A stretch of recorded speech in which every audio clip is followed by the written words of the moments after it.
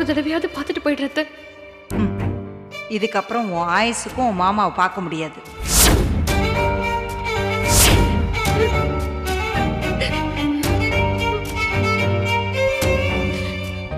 ஆண்டாளு, தயவு செஞ்சு என்ன தனியா விடு. ஒரு நிமிஷம் இல்ல ஆண்டாளு. எனக்கு அழறதுக்கு கூட உரிமை இல்லையா? எதுக்கு இப்ப கோயில உட்காந்து அழுதுட்டு இருக்க? வேற எங்க போறதுன்னு தெரியல. மாமா கண்ணு முடிச்சிட்டாருன்னு தெரிஞ்சதும் இதே கோவில்ல இருந்து அவரை பார்க்கறதுக்கு சந்தோஷமா கிளம்பி போனேன். ஆனா மாமாவை பார்க்க விடல. தெரியும், அவங்க சொன்னா நீ பார்க்காம வந்துருவியா? நான் மாமா பார்த்து தான் போவேன்னு சொல்ல வேண்டியது தானே? நான் எவ்வளவோ கெஞ்சி பார்த்துட்டேன், ஆனா அவங்க என்ன உள்ள விடல. உங்க அம்மா தொட்டதுக்கெல்லாம் சண்டை போடுவாங்க, ஆத்திரத்துல என்னென்னமோ பேசுவாங்க. அவங்க அப்படிதானே நானும் என் மனசை தேத்திப்பேன். ஆனா என்ன இப்போ மாமாவை பார்க்க விடாம செஞ்சது உங்க அம்மா மட்டும் இல்ல, உங்க அக்காவும் தான்.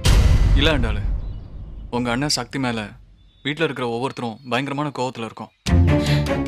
எனக்குள்ள அவனை கொல்லணுங்கிற வெறி ஒவ்வொரு நிமிஷமும் ஜாஸ்தி ஆகிட்டே இருக்கு. அவன் மேல இருக்கிற கோவத்துல தான் அவங்க அப்படி பேசியிருப்பாங்க. மற்றபடி உனக்கும் இந்த விஷயத்துக்கும் எந்த சம்மந்தமும் இல்லைன்னு எனக்கு தெரியும். அதை விட எங்க அப்பா மேல நீ எவ்வளவு பாசமும் மரியாதையும் வச்சிருக்கேன்னு எனக்கு ரொம்ப நல்லா தெரியும்.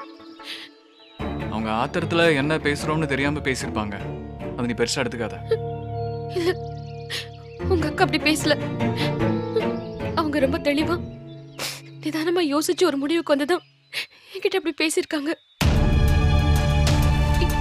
இப்ப கூட அவங்க அப்படி பேசினதுக்காக நான் வருத்தப்படல.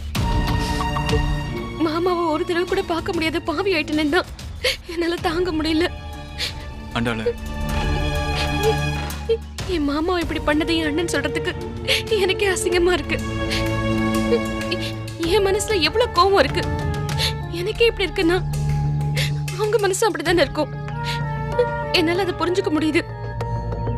அவங்க எல்லாம் அவரை எந்த மனநிலைமையில பாப்பாங்களோ அப்படிதான் என்னையும் பாப்பாங்க. அவர் அவங்களுக்கு எதிரினா நானும் அவங்களுக்கு எதிரிதான். இது என் புத்திக்கு புரியுது. ஆனா என் மாமாவை பார்க்க முடியலங்கிறது என்னால தாங்க முடியல. அமைதியா இருந்த குடும்பத்துல எல்லா பிரச்சனையும் வரதுக்கு காரணம் நான் தான்.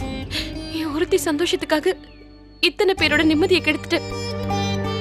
ஏன் நீ இப்படி எல்லாம் பேசுற? நடந்ததுக்கும் உனக்கு எந்த சம்மந்தமும் இல்ல. சொல்ல போனா எங்க அப்பா இன்னைக்கு உயிர் படைச்சிருக்காருன்னா அது காரணம் நீதான். நாங்கெல்லாம் அழுது புரண்டோம், கோயில் கோயிலா பிரார்த்தனை பண்ணோம்.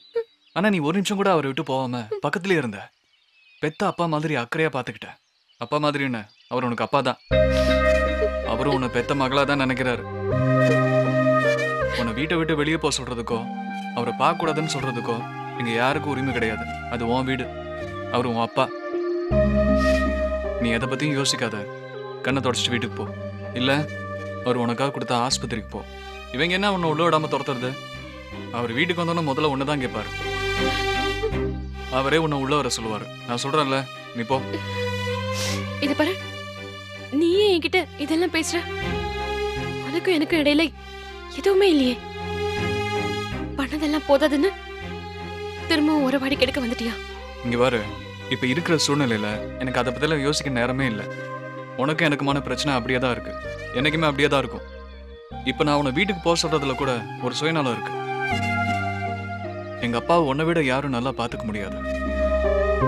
அழகரோட பொண்டாட்டியே நீங்க போக வேணாம், முருகேசனோட மகளா போ, அது போதும்.